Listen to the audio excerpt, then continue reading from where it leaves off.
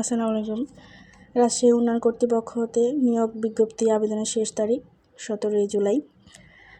সরকারি স্বার্থ রক্ষার্থে গৃহায়ণ ও গণপূর্ত মন্ত্রণালয়ের আওতাধীন রাজশাহী উন্নয়ন কর্তৃপক্ষ পক্ষে বিপক্ষে দায়েরকৃত মামলা রাষ্ট্রপক্ষের আইন কর্মকর্তার পাশাপাশি বাংলাদেশ সুপ্রিম কোর্টের আপিল বিভাগ ও হাইকোর্ট বিভাগে মামলা পরিচালনার জন্য আপিল বিভাগ ও হাইকোর্ট বিভাগ এবং তালিকাভুক্ত আইনজীবীগণের নিকট হতে বিজ্ঞ প্যানেল আইনজীবী নিয়োগের লক্ষ্যে নিম্নোক্ত শর্ত দরখাস্ত আবেদন করা যাচ্ছে।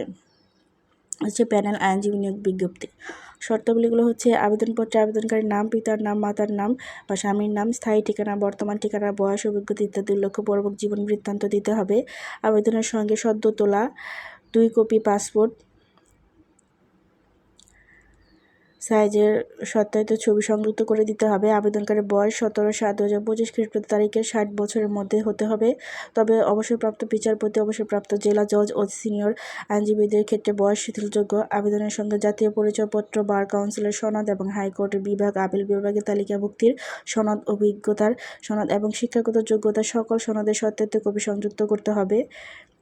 বাংলাদেশ হাইকোর্ট বিভাগের আইনজীবী হিসেবে মামলার পরিচালনায় 10 বছরের অভিজ্ঞতা থাকতে হবে। তবে আপিল বিভাগ তালিকাভুক্ত এবং মামলা পরিচালনায় অভিজ্ঞতা সম্পন্ন আইনজীবীগণকে অগ্রাধিকার দেওয়া হবে। প্রার্থীকে অবশ্যই বাংলাদেশের স্থায়ী নাগরিক হতে হবে। আবেদনকারী অন্য কোনো সরকারি বেসরকারি প্রতিষ্ঠানের আইনজীবী হিসেবে নিয়োজিত থাকলে তা উল্লেখ করতে হবে। নিযুক্ত আইনজীবীকে রাজশাহী উন্নয়ন কর্তৃপক্ষ কর্তৃক নির্ধারিত হারে এবং নির্ধারিত বিধিবিধান মোতাবেক ফি প্রদান করা হবে এবং উক্ত নিয়োগের মেয়াদ হবে 3 বছর। আবেদনপত্র আগামী 17/7/2025 খ্রিস্টাব্দ তারিখ অফিস চলাকালীন চেয়ারম্যান রাজশাহী উন্নয়ন কর্তৃপক্ষ বরাবর পৌঁছাতে হবে।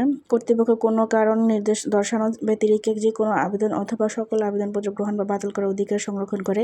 অসম্পূর্ণ ও ত্রুটিপূর্ণ নির্ধারিত সময়ের পরে প্রাপ্ত আবেদনপত্র সরাসরি বাতিল বলে গণ্য হবে। প্যানেল আইনজীবী নিয়োগের ক্ষেত্রে কর্তৃপক্ষের সিদ্ধান্তই চূড়ান্ত বলে গণ্য হবে এবং প্যানেল আইনজীবীর সংখ্যা প্যানেল আইনজীবী বাছাই কমিটি কর্তৃক নির্ধারিত হবে।